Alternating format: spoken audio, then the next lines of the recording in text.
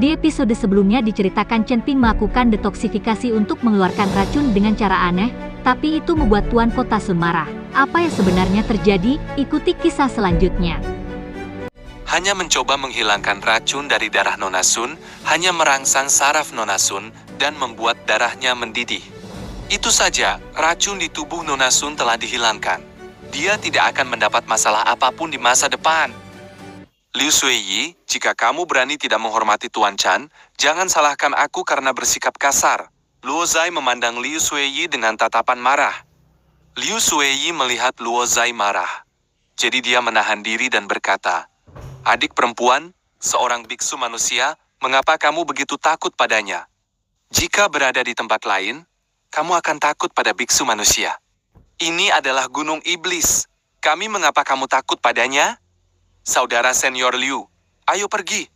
Berdiri bersama para biksu manusia membuatku merasa seperti kehilangan nilai. Ya, dia hanyalah seorang biksu muda yang baru saja menerobos alam kesengsaraan, tetapi dia berani mengikuti kakak senior Liu untuk mengambil sesuatu. Saya melihat orang-orang lembah roh darah di Linggu meminum obat yang salah dan menyebut biksu manusia, Tuan Chan. Diam, kalian berbicara omong kosong. Percaya atau tidak, aku akan menghancurkanmu. Jindong mengeluarkan senjatanya dengan kemarahan di wajahnya. "Jindong, kamu pikir kamu siapa? Kamu berani berbicara seperti ini kepada kami orang-orang dari Blood Spirit Peak? Kamu bukan tandingannya, jangan gegabah." Chan Ping melihat bahwa kekuatan Liu Suiyi telah mencapai alam kesengsaraan tingkat keempat. Jindong dan Luo Zai sama sekali bukan tandingannya. Melihat Chan Ping menghentikan Jindong, Liu Suiyi mengangkat sudut mulutnya dan berkata, "Sepertinya kamu masih memiliki penglihatan yang baik. Sekarang berikan aku jamnya. Jadi aku tidak akan mempermalukanmu." "Mengapa saya harus memberikannya kepada Anda?" Liu Suiyi tertegun sejenak, lalu berkata dengan wajah dingin, "Anak baik, sepertinya aku tidak akan membiarkanmu menderita. Kamu benar-benar tidak tahu betapa kuatnya aku." Chan Ping melangkah mundur dan berkata dengan dingin, "Ini kedua kalinya. Jika kamu berani mencurinya untuk ketiga kalinya, kamu akan bertanggung jawab atas semua konsekuensinya." "Sialan, anak ini masih berpura-pura menjadi keren. Aku ingin melihat apa konsekuensinya." Kali ini, Liu Suiyi menampar Chan Ping dengan telapak tangannya. "Tuan Chen, hati-hati." Jindong melihat ini dan segera mengingatkan Chan Ping. "Liu Suiyi, kamu berani melanggar aturan dan mengambil tindakan di Sekte Suanyin? Saya baru saja mendapatkan kembali barang-barang saya sendiri. Apa gunanya mengambil tindakan?" Saat Liu Suiyi menyentuh Chan Ping, senyuman muncul di sudut mulutnya. Jika dia menamparnya, Chan Ping akan menjadi sengsara meski dia tidak mati.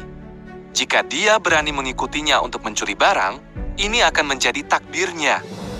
Namun segera, semua orang menyadari ada yang tidak beres, karena Liu Suiyi menampar Chan Ping, tetapi Chan Ping tidak bereaksi sama sekali. Tubuhnya bahkan tidak bergoyang. Semua orang tercengang, tidak mengerti apa yang terjadi. Bahkan Liu Suiyi tercengang, matanya dipenuhi rasa tidak percaya. Saat ini, Liu Suiyi hanya merasakan mati rasa di lengannya. Tidak hanya telapak tangan ini tidak melukai Chan Ping, tetapi lengannya juga sedikit sakit karena syok. "Nak, serahkan. Aku hanya menggunakan 30% dari kekuatanku kali ini. Jika kamu tidak menyerahkannya, kamu tidak akan seberuntung itu lain kali." Setelah Liu Suiyi selesai berbicara, dia hendak menarik tangannya kembali. Tetapi Chan Ping meraih pergelangan tangannya. "Kamu ingin melarikan diri setelah kamu memukulku.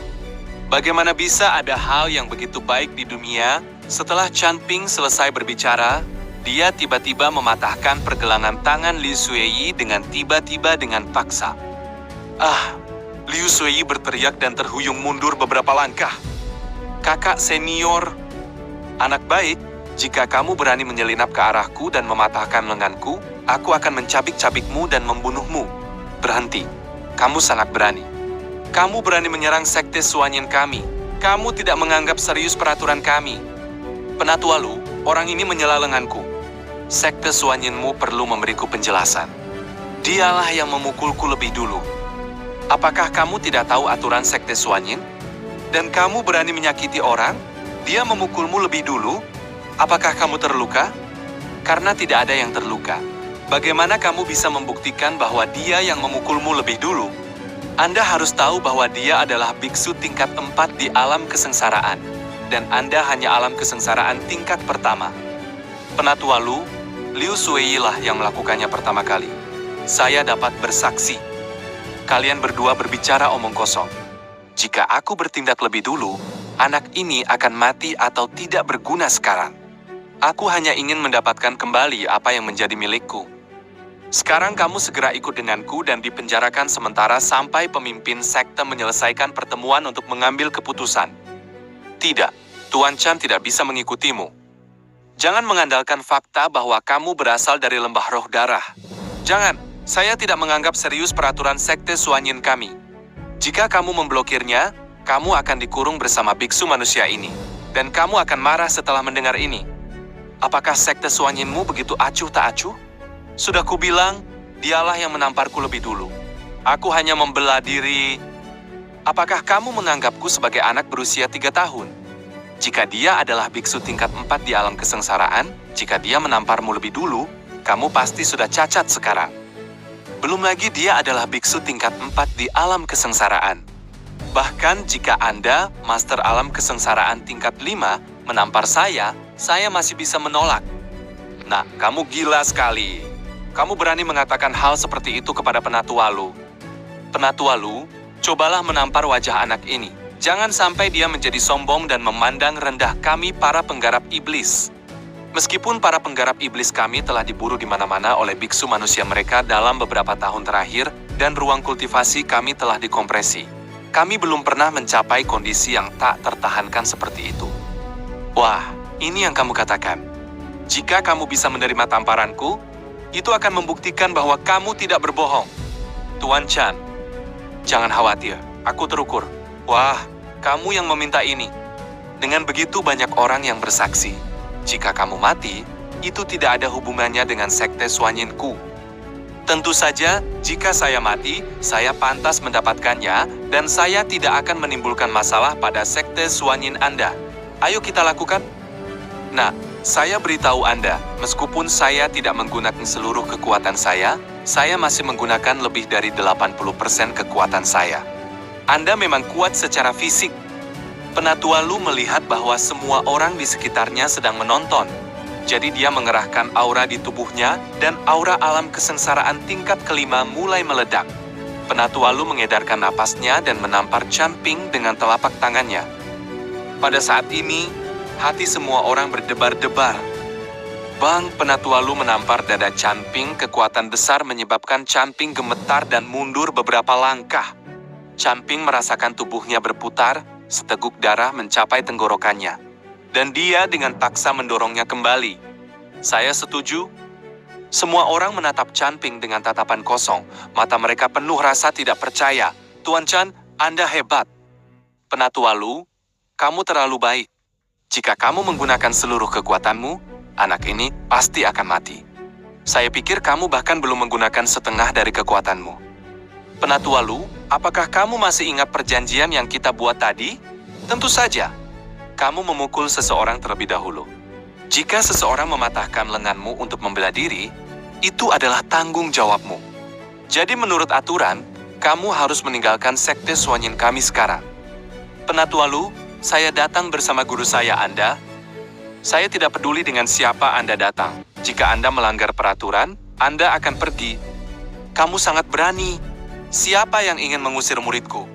Seorang lelaki tua berjubah hitam berjalan perlahan. Orang tua ini adalah Sue Ling Feng, Cheng Jinghui, kepala dari puncak darah. Tuan, Anda harus membuat keputusan untuk saya. Tangan saya patah.